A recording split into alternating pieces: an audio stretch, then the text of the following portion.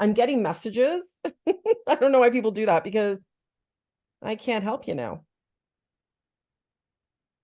Yep. So someone's downloading. That's all good. So there's tons of people tonight, and I'm so excited that you've joined me tonight to kind of discuss some keys about how to cultivate authentic relationships. I'm going to explain why I use the word cultivate shortly. So welcome. Hi, Lauren. Hi, Raquel. Everybody's in here. Sorry, my cursor's still not really moving, so I'm just gonna, I appreciate you being here. All right. So as long as everyone can see me and hear me. So welcome to this masterclass. I want to remind you that it's a good idea to have a pen and some paper available. You might want to jot some nugget down. And I'm going to ask some questions along the way. Sometimes I'll invite you to post them in the chat. Unfortunately, I might not be able to see the chat because, like I said, my cursor's not working. I know exactly why it's not working, which I realized 2 minutes before you entered. And that's because I think I have too many tabs open. So we're just going to do the best that we can. The other thing is that I'd really appreciate it if you had your camera on. If you actually take a moment to click on the view icon in the top right-hand corner, you can switch it from speaker view to gallery view.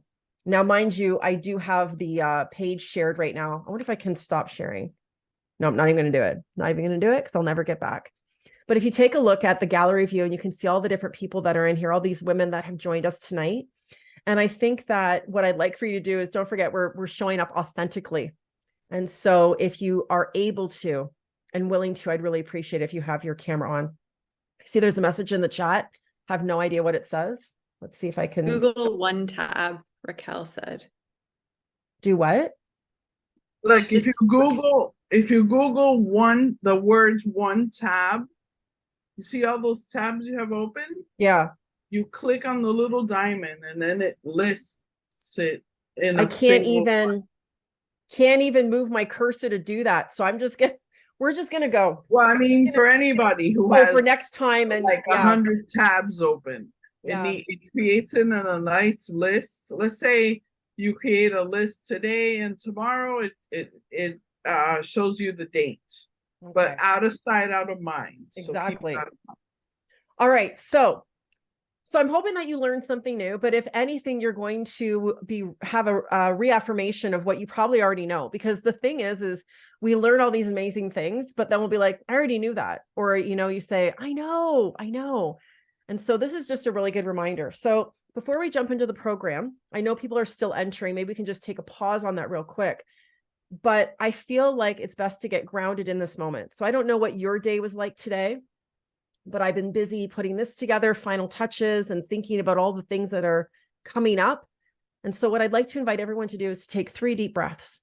So I want you to inhale for a count of 3, pause for a moment, and then exhale slowly for a count of 6.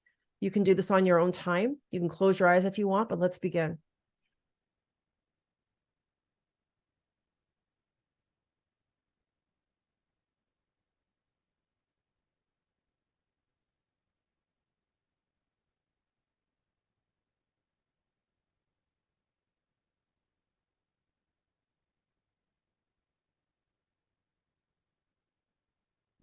I needed that.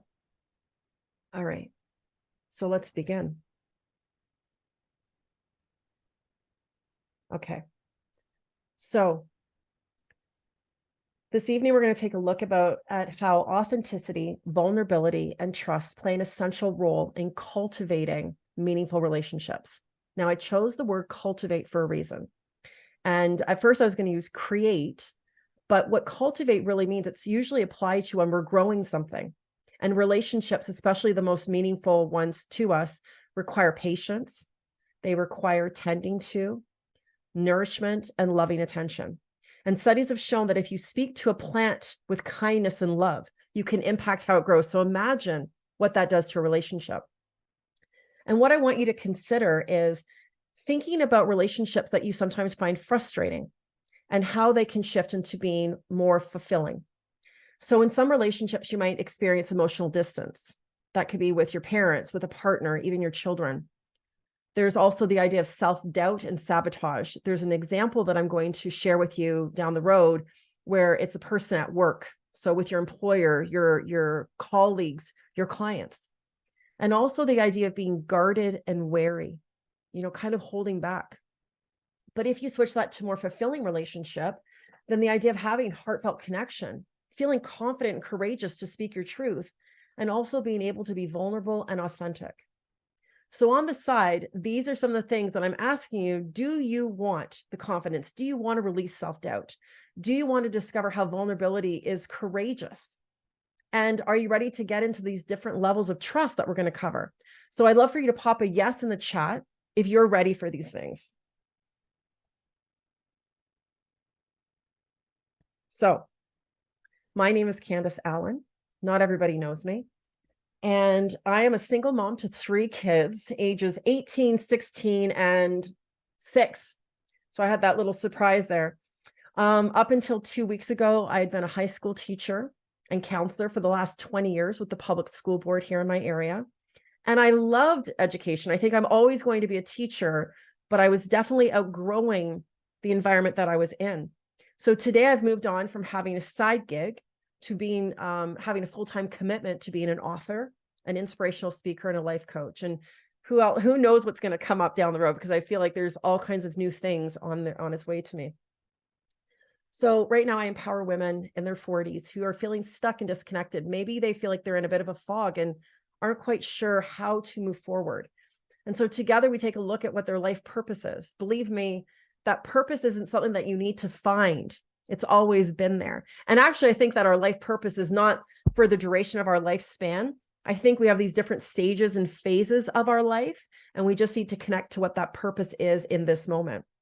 And then we look at building self-confidence and developing simple strategies to improve relationships and overall well-being.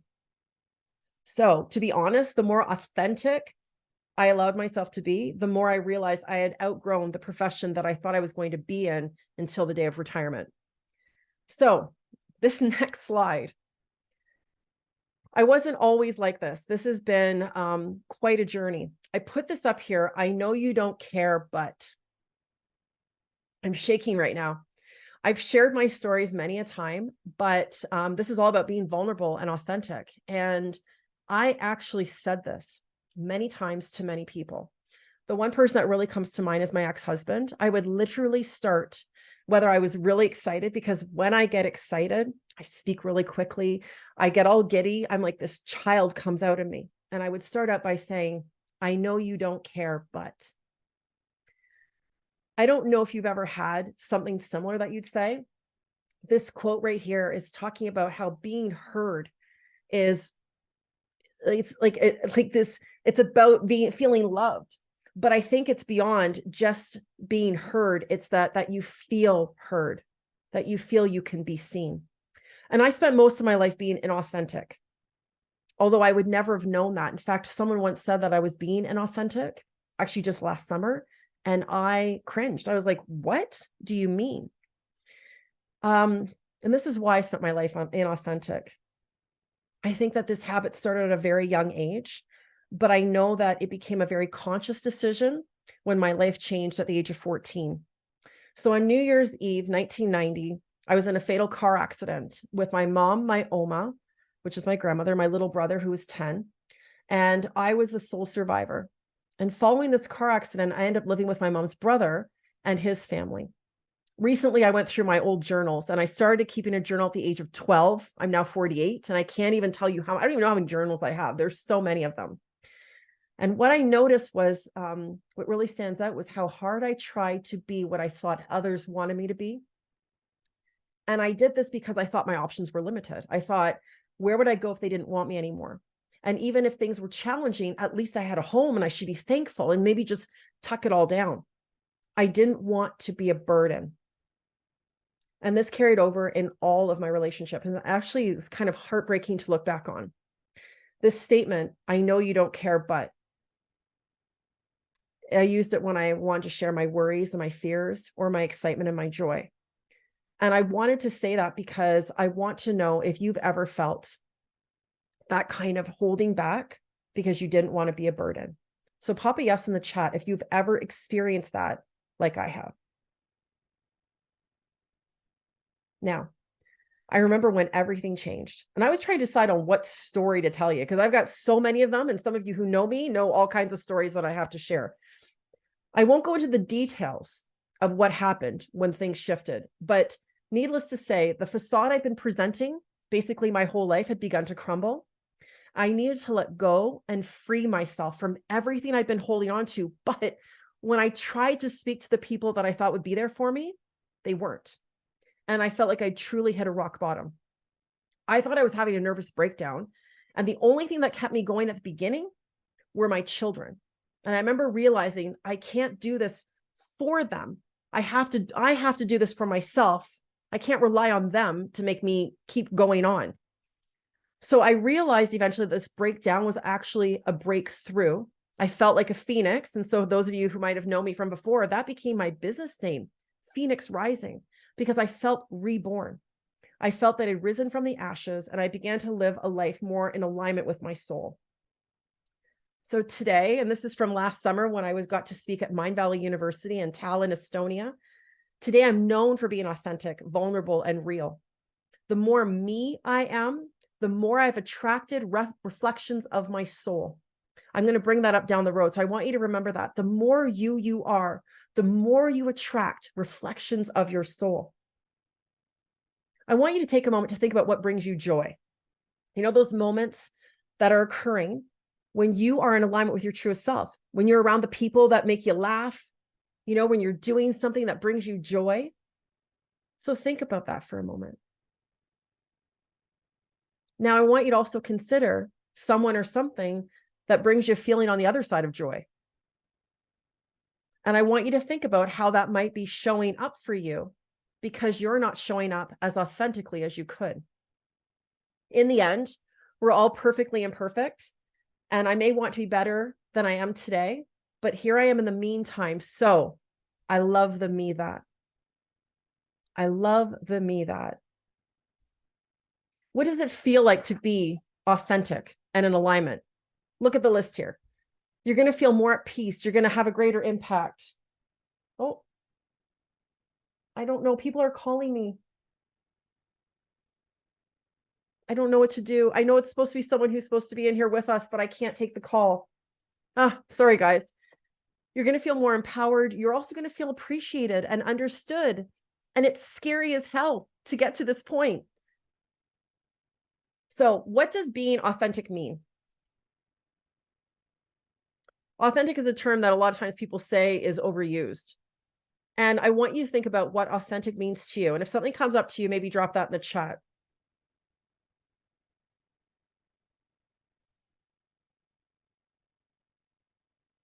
It's about being honest, being comfortable in your own skin, having that confidence. Siobhan, what are some other things that are coming up in the chat? Because like I said, maybe I could click on it. Oh, maybe, no. So you've got being your real soulful self, Connie Yeah, says. love that. Wendy says being authentic is being real. Pamela, genuine. I'm not going to pronounce Fulashad. I apologize if I've said your name wrong. Embracing your flaws. Oh, yeah. Love those. Now, I want to know who you feel that you can be most authentic with. So pop that in the chat. I'm curious what will come up the most. Actually, I had a poll. Oh, let's see. I don't even know how to share the poll. Launch. I'm doing it. Let's see what happens. So I think you can do this. Can you guys see a poll? Yeah, perfect. So who would you like to, okay, this is different. Sorry, this isn't the question I just asked. This question is, who would you like to cultivate an authentic relationship with the most? Your partner, a parent, your children, a friend, or someone else? Children.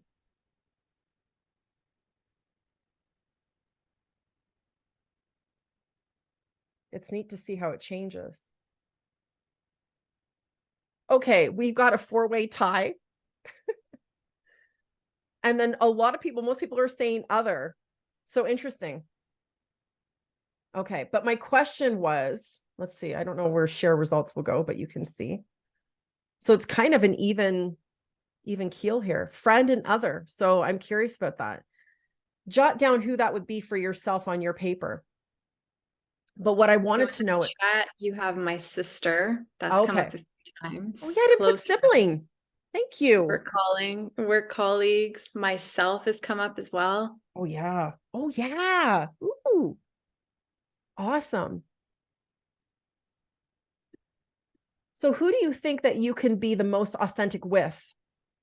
Because it's one thing to want to show up authentically, but I noticed that I show up the most authentically with my children, sometimes to a fault, because the people that are closest to you that are going to love you no matter what, or they can't really get out that easily. When you come home after a hard day at work, who do you kind of let it off to? Is your partner, your kids? I don't have siblings or parents. So, these kids tend to get that raw end, yeah. So I acknowledge it. And that's a really big thing. All right, let's go. Oh, the other thing I want to know is pop a yes in the chat if you can sense when someone's being inauthentic. Do you have that spidey sense when you can sense someone's being like, you just go, I know you ain't being real. We got lots of yeses up in there, Siobhan. I know. Big time. Yes. But believe me, guys, I'm going to challenge you at the end, because if you know me at all, I'm going to bring it back to you, right? So hold your horses here. Okay. So I think that we all want to be authentic. I told you that when someone called me out as being inauthentic, and here's the quick story. Okay. So I was at Mind Valley University. I chit-chatted with this guy, and that was it. And then we were at a party, and this is when he called me out. We were just like, can I talk to you for a minute? I'm like, okay.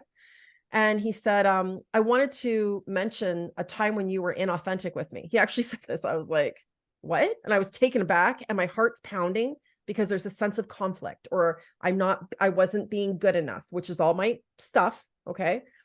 And he said, the other day when we were talking, I looked away a little bit, and you immediately shut down and said, oh, I'll let you go. He said, I was not disengaged from the conversation. I looked away for a moment, and you took it, I'm assuming, that you thought I was no longer interested, and you shut down and ended it. And that was very, really inauthentic because you weren't honest. I was like, ew, gross, man. I wasn't prepared for that kind of honesty, especially from a male, someone I barely knew. But that was what Mind Valley was. It was pretty raw. Like, you're going to get to know people in a different way. And so we often hold back from being authentic because we're scared. We are protecting ourselves, right?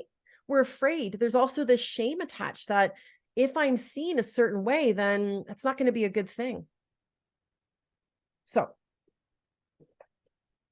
what you can do is you can practice self-compassion. That I love the me that you're doing the best that you can. You got a lot of stuff that got you here. So practice self-compassion every dang day. Have some grace for the woman that you are today. You got to take some small steps. Okay. Start with the easy people. Start with the easier things, the little things, and speak from a place of integrity. When people worry about how someone else is going to judge them. So as I become more out there and people are starting to know me, and you think there's always going to be haters. There's always going to be someone who doesn't want to see you shine. So far, I don't have that in my world. And I think to myself, if someone was like, yeah, Candice does this and Candice is that, you know what? Forget you. Because every day that I show up, I'm showing with love and integrity, and I'm going to make mistakes. I'm a human being after all. So I'm going to embrace my imperfection, and I'm going to keep on keeping on, and I'm going to trust that I'm doing the best that I can. Imagine that. Okay. So we're going to go on to an example. Now, I'm wondering, have you ever, drop a yes in the chat for me, if you've ever wanted to speak to your employer, your boss, or even a client, depending on if you have your own business, you've had a concern about something, or there's something that you wanted, but you found yourself overthinking the situation. If everyone does not put a yes in there, then I know you're all lying. At some point, when it comes to a person of authority, and even though you might not think that a client is a person of authority, you need them, right? And so you want to make sure that the relationship with your client, with your boss, is going to be positive. Are there lots of yeses up in there, Siobhan? Yeah, lots of yeses, capital yeses. Now you can take this example. This is just a blah, blah, blah. But basically, This woman in here is going to Joan, her boss, and saying, Joan, I'm really concerned about my workload. It's a lot to manage. I'm feeling like it's going to impact my performance. And I'm thinking that if we make some adjustments, maybe ask someone else to kind of get involved with me, then I can become more, or I can have better results. And I'm very committed to my role. And I know that I can contribute effectively if maybe we take a look at this. Now, it's kind of like when people tell you put the, use I statements. So Raquel, what I hear you saying is, right? And it all sounds fine and dandy, but how do we do that? So this is the lovely version, okay? And in the end, what's the worst that could happen? That's a question that I ask a lot when I'm overthinking something, which I do. What is the worst that can happen? Is this person going to get fired? Her name's Lisa. Is Lisa going to get fired for asking this question? No. The worst that can happen is she'll probably get a response that she doesn't actually want. Maybe it's not what she's hoping for, but is that the worst thing? Think about it. Now, on the other hand, this is the not so good thing to do. How many of you guys have ever had that inner dialogue conversation? Never leaves your brain. So instead, Lisa's like, you know what? I should just handle this. I don't want to look like I'm incapable, and I don't want to burden anybody else. It's fine. I can manage that workload. I'm used to handling a lot anyway. I'm going to make it work. So I'm going to ask you this. Who do you think is going to be affected if Lisa decides to just hold it inside? Who's going to be affected? What do we got in there? Lisa, both parties, Lisa, just her. Well, as a Lisa, I can tell you that who else is going to be affected would be my partner, my kids, my besties, because I'm going to come home and I'm going to let it rip. I'm going to go, you know what? My boss, Joan, she never listens to me. She's putting all this work on me. I'm so stressed out, blah, blah, blah, blah, blah. And in the end, whose fault is it? Now, maybe Joan's a total biatch and is not going to listen to me anyways. Maybe I'm just scared about my position because I'm not in a position of authority or, security. But in the end, I'm going to tell you, in my own position as an educator, I started to advocate for myself and I started to say no. And it was so freeing. So I don't know if you've experienced that, but let me tell you, it never hurts to ask. Now, you might not word it like Lisa did, but it looks to me that Lisa prepared in advance. And that's what you can do if you want to show up with confidence and clarity. And you need to have boundaries. And this is part of that. All right. Okay. So we've looked at authenticity, and now we're going to look at vulnerability. This is the second thing that I promised you. If we look at vulnerability, this is all about trust. And this is really the foundation of relationship and fosters empathetic and meaningful connections. Vulnerability is asking for help. Okay, I don't know about how many women in here often struggle to ask for help. Yeah. Actually, I'm leaving for Guatemala, which I'm going to talk about at the end. You have to say the end because what I'm doing lately is like what's coming up is so crazy awesome, but I'm going to save it to the end. Excuse me.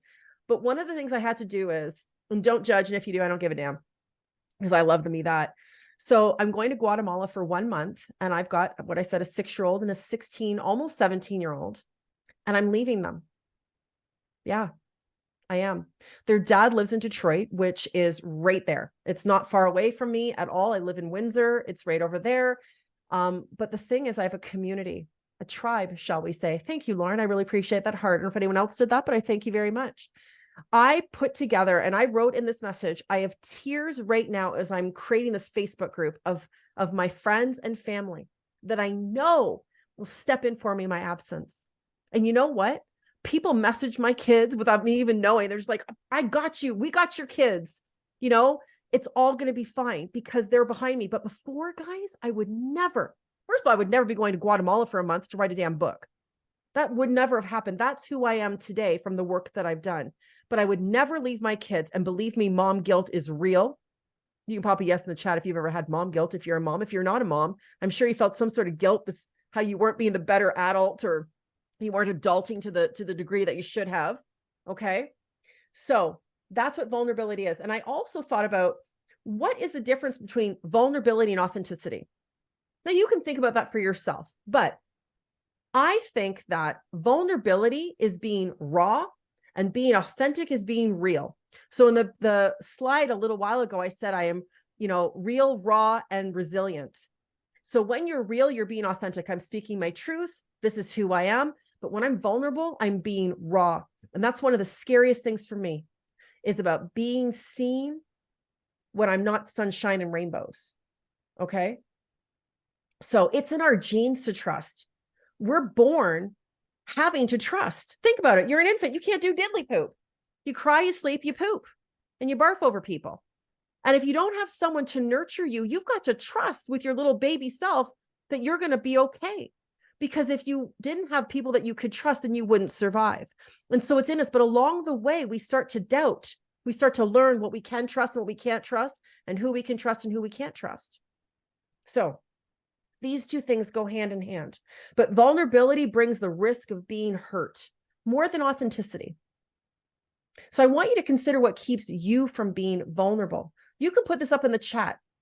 What keeps you from being vulnerable, from being your truest self and allowing yourself to be raw and seen? What scares you the most? Fear of rejection. One of my things was the fear of having something used against me. My ex used to do that. I'm so open. If you guys know me at all, I wear my heart on my sleeve, and who I am is who I am. There's no mask. You're going to get it. Who I am, right? And sometimes when I would let myself be seen, the fear would be that it would be used against me because it had been in the past. Siobhan, are there any things that people have shared that you can share? Yeah, we've got fear of being alone, judgment. Gina says my ego, fear of rejection, not being good enough, fear of people thinking less of me or feeling sympathetic. Oh, yeah. Fear of being against me, rejection, criticism, reaching for connection and being dismissed, ignored, or shamed. Yes. I want to say thank you. I can't see the chat. Once again, I'm not even going to risk moving this cursor around. If you just joined, I have too many tabs open on my laptop and Zoom is acting a little funny. So I know this and I can't see it, but I want to say thank you so much for your engagement. So the thing that I want you to remember, though, is that the thing with people being vulnerable, it's a showing that we trust one another. So I want you to think about someone in your life that isn't very vulnerable with you. Now, I say this because one of the concerns I had about my ex-husband was that he didn't allow himself to be vulnerable. But if I think now about why he wasn't able to be vulnerable, it's because there's a part of me that he didn't trust. So we can always think about what we're not getting from someone else, but I want you to consider what we might not be getting or what we might not be giving to other people. So I just shared this real quick because this really has to do with my ability to be vulnerable. So I had done a couple of keynote speeches for the public school board. And there was one in particular, this was at a school. And I remember this. It was at Essex. It was out in Essex, which is out in the county. Okay. Here's brown old me coming in, sharing my sad tale of woe. And what was so amazing is how many kids and staff members connected. How many people were really moved. I mean, what happened after I was done, the hugs I got, can I hug you? Thank you so much for sharing. And this happened too when there's actually a news article that came out. If you go to my website on the media stuff, the media and publications, there's a link to the news article of the time when I spoke at this mental health summit for the public board. And it's cringy. I almost didn't want to share it on my website because it's cringy. And why is it cringy? What this media did was they took the worst of the stories. I told you that my family died in a car accident. There's tons more tale of woe that goes with that. And that's what the newspaper focused on. However, the reason why I want to share it is, even though I don't live in my trauma, the trauma is there and it's real, which is why I'm going on this journey and why I'm able to help other women. But I like the end of it where she says, Ange Lindsay says, it's not what happens to you that's important. It's your perception of it. How do you see yourself? All right. So you could look at this. What I want to share with you is a study at James Madison University showed that many individuals don't want to appear weak. The book I'm about to write is all about us women who don't want to appear weak. So they put up an armor. They've got grit. They're not just resilient, they're gritty. I don't need you. I can do this on my own. How many of you have had to be that kind of independent where you didn't want to rely on anybody because you didn't have anybody before? And so part of what stops us from being vulnerable, we avoid vulnerability because we have to protect ourselves because we don't want to be perceived as too emotional. We don't want to be a burden. We don't want to look needy. And someone mentioned that we don't want anyone feeling sorry for us. So our attempt to protect ourselves actually keeps us from experiencing love, belonging, joy, and connection. I wonder how many of you have ever felt that you're too much of something. I talk too much. I was too emotional. I talk too fast. I'm too passionate. Can you think of something that you're too much of?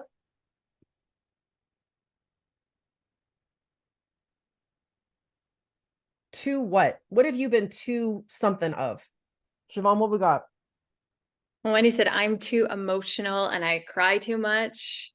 Margaret said, me, I am just too much. Pamela said, yes, not enough at the same time, too spiritual.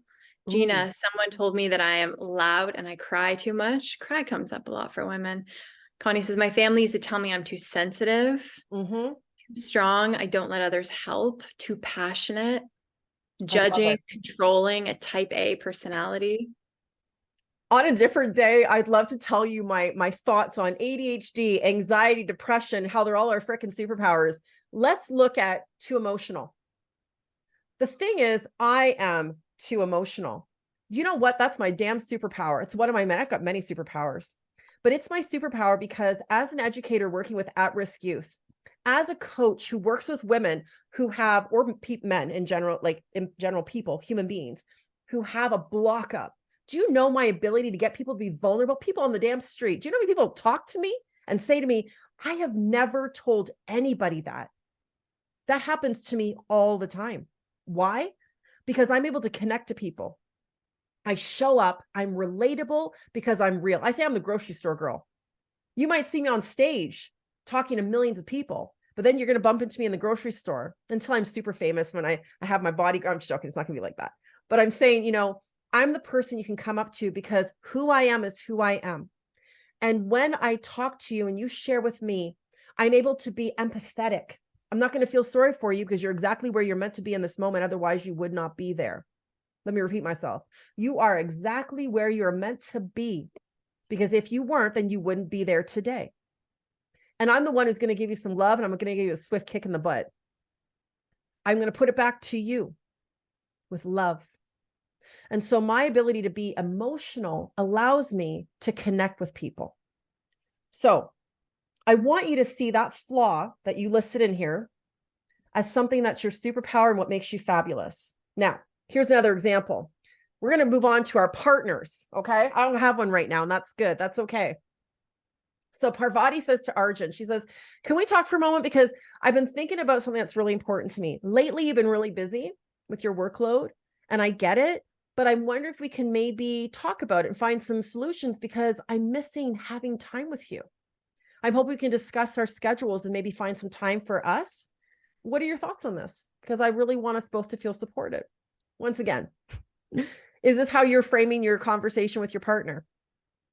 Maybe, maybe not. But the thing is Parvati is acknowledging her needs. And she's also acknowledging that Arjun is busy with work.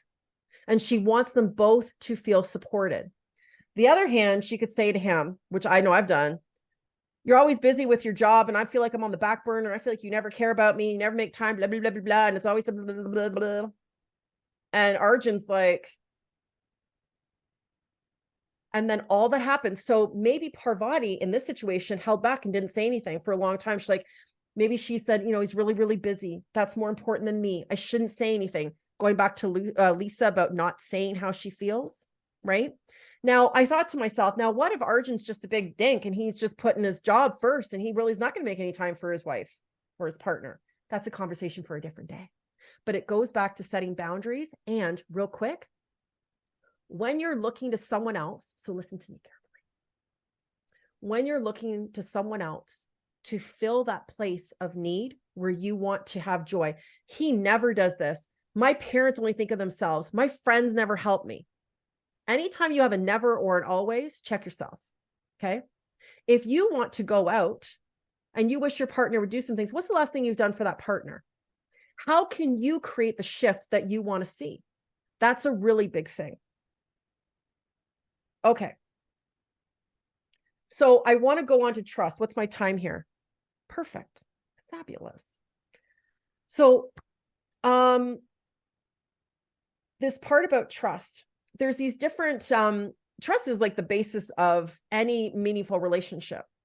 And it's about being honest. And remember, we talked about vulnerability. So this is number 3. So you've got being authentic. You're being real. Then you're going to be vulnerable, which means you're going to be raw. And then underneath all of this, the ability to be authentic, the ability to have the desire to be vulnerable and be seen, is that you're going to have to feel a sense of trust. So my suggestion to you is be open and honest about your experiences. You don't need to tell everybody everything. A lot of times people want me to tell my trauma stories. This has come up a lot. And I said, I don't want people coming to me because they're like, oh, look what Candice has gone through. And she's so strong. And I've heard all those things.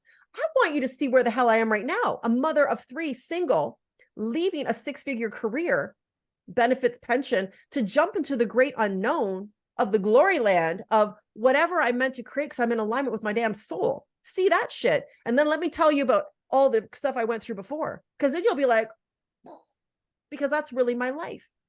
But because I've moved through, I still deal with the trauma. I'm still healing my baby self wounds. It never ends.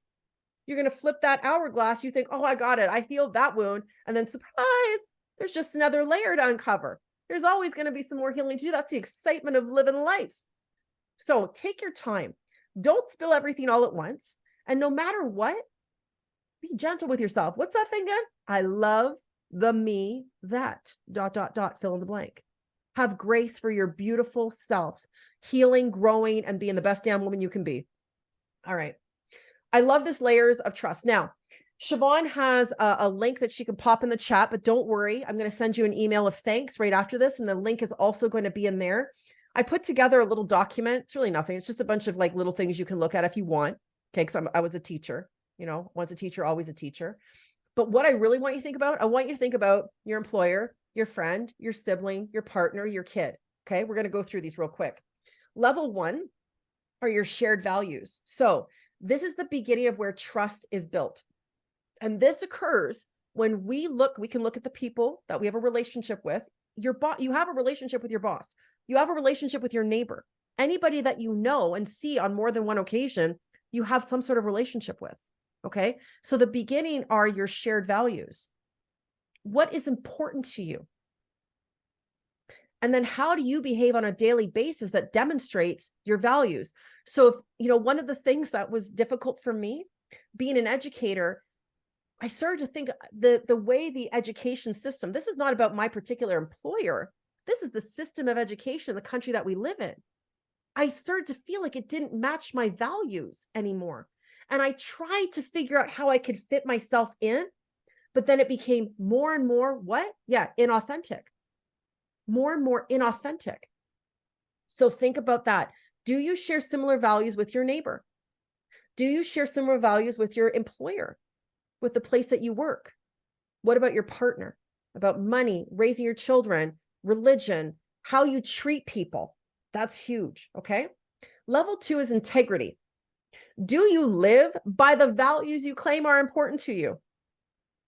Because integrity reflects your character. Actions speak louder than words.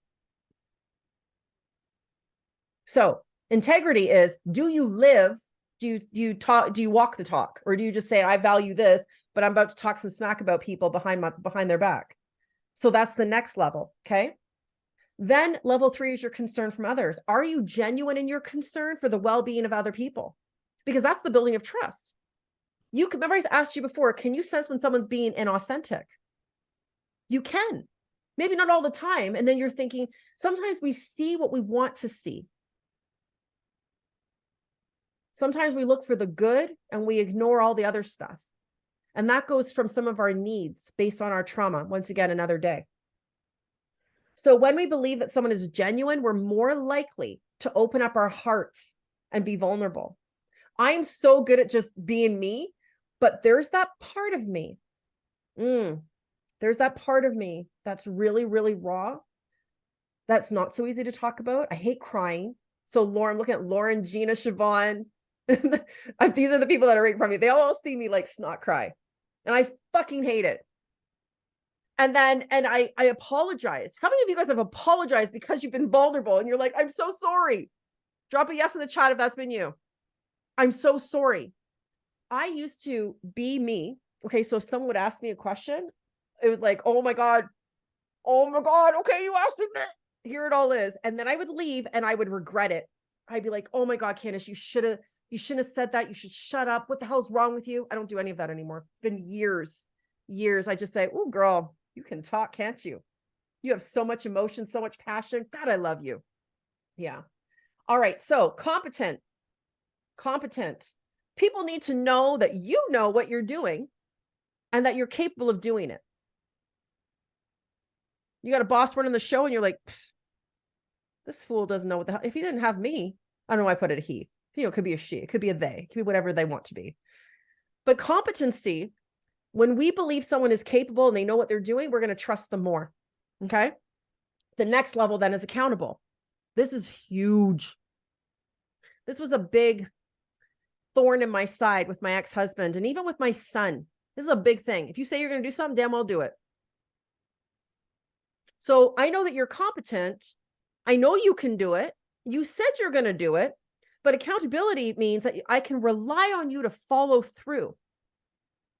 Don't just speak the words. Remember, walk the talk. Actions speak louder than words. The final part. So that's how it goes. You got the shared values, the basic. Do we have things in common? Right? Do you act the way that you say with the things that matter to you? Do you actually care about people or are you just blowing some smoke? Are you competent? And in the end, do you actually follow through? Can I rely on you? And this can be used for anybody in your life. Okay. Final example. As a parent, one of the things that I've learned is to remind myself that I have never done this before. And I had an extremely traumatic childhood. And that stuff stays with me. We carry the baggage of our past. You can say that you don't want to be like your parents, but the thing is, there's going to be a part of you that kind of still has that. And so you might mess up. But the best thing you can do is take responsibility, say sorry, acknowledge your flaws, and see your child. It doesn't matter how grown they are. Okay. So here's the scenario. I could use this for myself, talking to my daughter who's 16. I'm really sorry about what happened yesterday. I raised my voice to you because I disagreed and I was actually very disrespectful. I put my thoughts, my opinion above yours, and I didn't listen. And I want to make sure that we are able to work through our disagreements without things escalating like that. I didn't mean to shut you down. I want to be committed to being patient with you and understanding because you are one of the most important people in my world. What are your thoughts on that? So you can always have a conversation with someone that you might have shut down. This could be your partner. This could be a parent. This could be anybody, right? This is probably the people that you're most close with that you shut down, but especially a child that can happen with. So on the other hand, I'm going to say, you know what, Sarah, I don't even know what the hell you're upset about because I told you what I thought and this is final. And whatever you were talking about, I don't agree with it. It's not right. You don't know what the hell you're talking about. You're the kid. I'm the adult. Be quiet. So stop being so sensitive. Stop being so sensitive. Remember what you were too much of. Did someone ever tell you, stop that? Stop being you? Because I don't have time for that. But understand you're going to screw up. I tell my kids, I know I fucked you up, but you know what? When it comes down, I've already claimed it. I've already owned that I'm fucking you up. So, I love you. And we're going to move forward together. But in the end, you're getting grown and let's talk about it. I want to prepare them because I'm being honest, right? Okay. So we're almost finished. So after all those things, I want you to take a look in the mirror. Now this mirror is broken. I could have found a happy mirror where she's looking in the mirror and she's smiling, but sometimes looking in the mirror is the hardest thing to do. Looking in the mirror is sometimes the hardest thing to do. Do you take responsibility for your mistakes? When's the last time you apologized? Or when's the last time you said, you know, sometimes you don't need to apologize. They say Canadians are known for saying sorry all the time. I apologize for every damn thing. And I'm like, actually, my cousin the other day said, you need to stop apologizing. I'm like, you're right. That's that wound inside that I have to take responsibility because it must be my fault. I can't even tell you. It's just, I want you to think about your own things.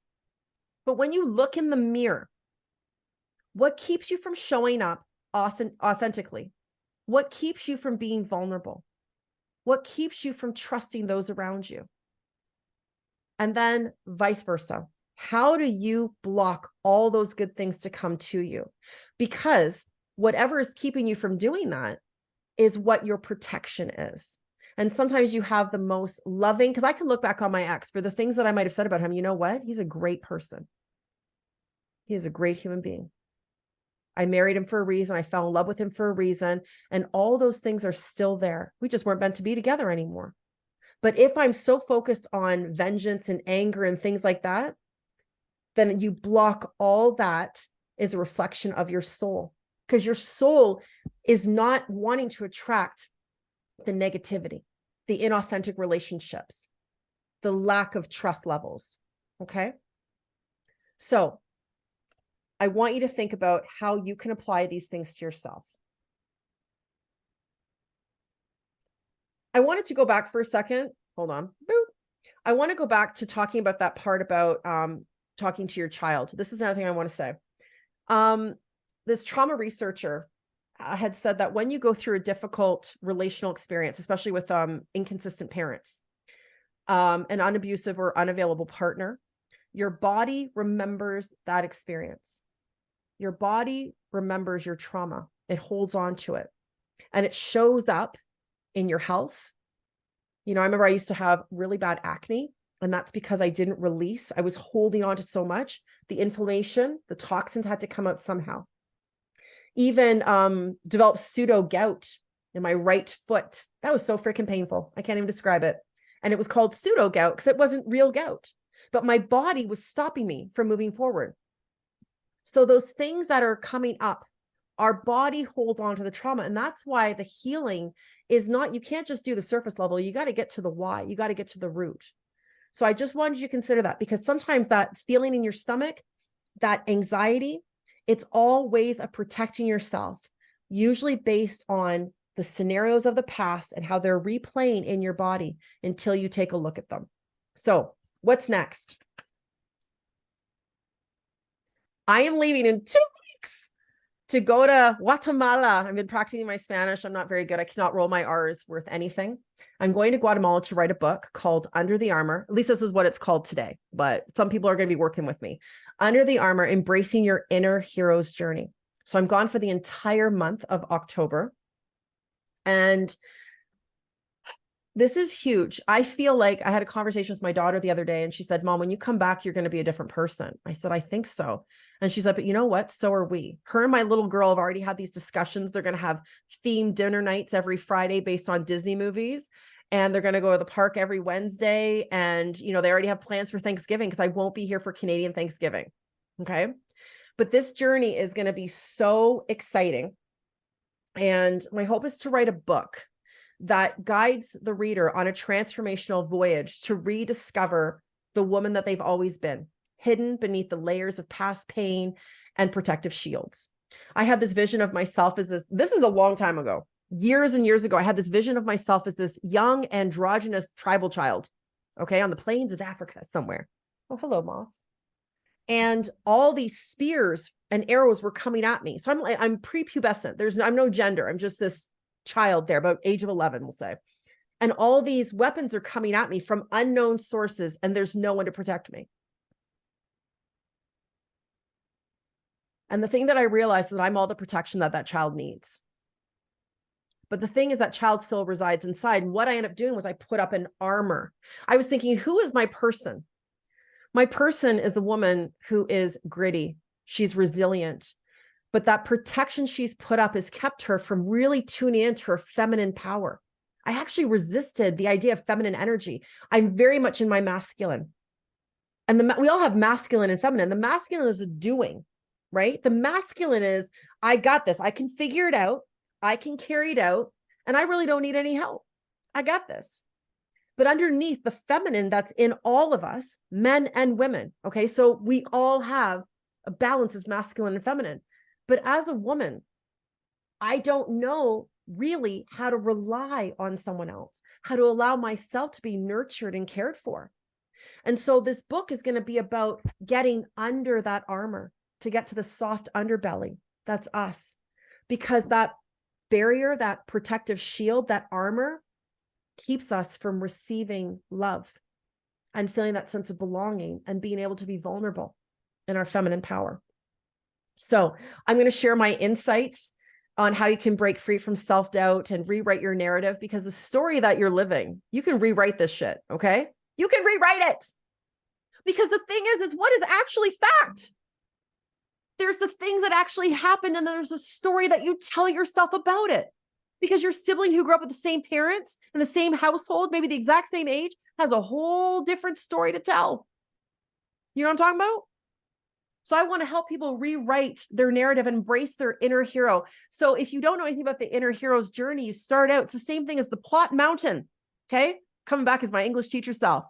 You go up, you start out, you're on a journey, and then you hit conflict, and it peaks and peaks and peaks. And then what happens next, right? How long does that conflict go on for? When do you experience your transformational spiritual awakening? And where do you go next? So that's what this book is going to take us on. I want you to be able to tap into your inner hero. I want this book to be a roadmap for lasting transformation and a vibrant, authentic life. So I'm inviting 25 of you to join me virtually, of course, because I can't actually bring you to Guatemala, as I experience this life-changing adventure. I'm going to share with you the ups and downs of this journey, being my authentic, vulnerable self. And there's going to be a private Facebook group. There's going to be live chats and a weekly scheduled Q&A. I'm also going to offer every person a half hour of one-on-one coaching to tap into your own inner hero and get you ready to transform your own life. And Siobhan's going to pop the link in the chat if she hasn't done so already. And this opportunity is only available for 1 hour. That's it. It's $47. $47 to come to Guatemala with me. I'm even going to be doing an ayahuasca ceremony 3 weeks in. There's an opportunity to do an ayahuasca ceremony. I've never done this before. And yeah, so it's going to be about, who's it for? It's for anyone who's very curious about, I'm going on a writer's retreat, and there's going to be, I have no idea, actually. I know very little. The gentleman reached out to me just yesterday saying, Candice, we're really excited to have you here in Guatemala. Do you have any food restrictions? And send me your flight information. I know nothing. Do you know how scary that is? Someone who, I'm a Capricorn firstborn, like to have it all organized and planned. And I'm like, fuck it. It's going to be the journey of a lifetime. So if you want to come with me, then you're going to want to click on that link. The other thing is there's a Facebook group that I already have. And Siobhan has the link for that too. She can pop in the chat if you'd like to join that group. In the end, what I want to say is thank you so much for being here tonight. I've done so many workshops, and for some reason, this just seemed a little bit different. I almost felt a little disconnected. And I think that's because my life is taking off into a whole new way that I can't even plan or imagine. And it's scary and exciting all at the same time. So I thank you very much for being with me tonight. And what I also want to say is 54 people signed up for this, and 21 people are in here, including myself. And that's okay. Because you know what? I always tell myself that the people who show up are the people who are meant to be here. And I'm so, so very grateful for each and every one of you. You've made this evening very special for me. And I thank you. Now, Candice, before you just pop off, if you Yeah, want to well, I want to know if anyone has any questions. But I want to take a big photo, but I can't do that while you're sharing your screen. Okay. There we go. All of your smiling, happy faces staring at my sweaty face. Perfect. You're welcome. I can see some, no. Oh yeah. My cursor's moving. Thank you guys so much. Yep. So remember, there's 1 hour to get in on this. And so the journey I'm going to be sharing, I mean, honestly, for $47, you get a month with me in this private Facebook group to see what the hell is going to happen. I mean, that alone is worth $47. I'm going to be like, I'm on some mountains surrounded by volcanoes on Lake Atlan or whatever it's called, and practicing my really crazy Spanish. Oh, it's open at 8 p.m. I just saw that, Connie. 3 more minutes and it's open. 3 more minutes open from 8 to 9. So you have time. Does anybody have any questions for me? You're welcome. You're welcome. You're welcome. Thank you, everybody. Okay, so what I'm going to do, go ahead, Siobhan, sorry. I was just going to say, if I can share something. I'm Siobhan. If I haven't connected with you before, Candice and I have been business partners for the past 3 years. I just wanted to extend my gratitude to you because we've done some really incredible work together, but you have been such a ride or die for me. And the wisdom that you have imparted on me and the lessons and the things that you've taught me about myself through coaching, through our one-on-one conversations, through the teachings that you've done and workshops that we've done together, it's been such an invaluable experience for me. And I'm so different from the time that we first met as a result of that. So I just want to say thank you for that. Thank you. You're very welcome. And you do the same for me. Samara, I just saw you. I was actually going to offer, my offer was going to be a 3-day workshop next week. And the thing is, I was like, fuck no. I know I love y'all, but I don't. I wanted to really focus on getting ready. I was like, after today, I told my girls they're upstairs getting ready for bed. And I said, thank you, Connie. My friend, Steph, I don't know if Stephanie's in here right now. She contacted me earlier, but just the other day I got together with a friend and she said, you know what? You need to nest. I had actually just the day before talked about birthing. I am doing something so huge right now. I ain't got no time for that. You're right. I've got to get into this mode. I got to switch. I'm literally, guys, I don't mean to sound like, this is really real. So when I tell you I'm being real, I just left my career. I'm only in the second week of not being in front of the class, like in front of my students. 20 years, 2 decades I've been an educator or a counselor with the public school board. I never fucking think about it. I don't even think about it. I am so into this next thing. And you know what scares me? All last week I had the runs. Okay. Talk about being real. I was sick every day. My stomach would get knots. I'd be like, I gotta go to the bathroom again. I'm like, what is happening? You know what? I'm letting go. I'm jumping into the chasm of the unknown. I don't effing know what's going to happen. 6-figure career. Said goodbye. I still get paid this year, but I ain't going back. And this is the thing. Whatever's going to happen in Guatemala, when I do return, I will not be the same person. That book will be written. It will be published through Cranberry Press. This is all real. The book cover is going to be gorgeous. The story is going to be brilliant. And I want to share it with you. You guys are here for a reason. All right, I'm going to be quiet. Oh my goodness. Mind Valley. I know Mind Valley. I was like, I got to get in with Mind Valley. The funny thing is that guy, what's his name? Vishen. I got to meet Vishen in person. Yeah. Vishen's a little something different in person. Let me tell you. Yeah. There's a lot of, I didn't fit the avatar of being young, single, no children, beautiful, and a digital nomad. I was a 40 some odd year old single mother of 3, separated, now divorced. And I thought, interesting, but I did love what Mind Valley is doing. And there's so many great things when it comes to education. Anyways, I love y'all. I'm going to officially close it off for those who want to dip out. We're going to stop recording, but if anyone has any other questions, you can stay on in here. Okay. So I'm going to stop recording, say goodbye. Love y'all. Can't stop recording. Have no idea where that is. Stop recording. Done.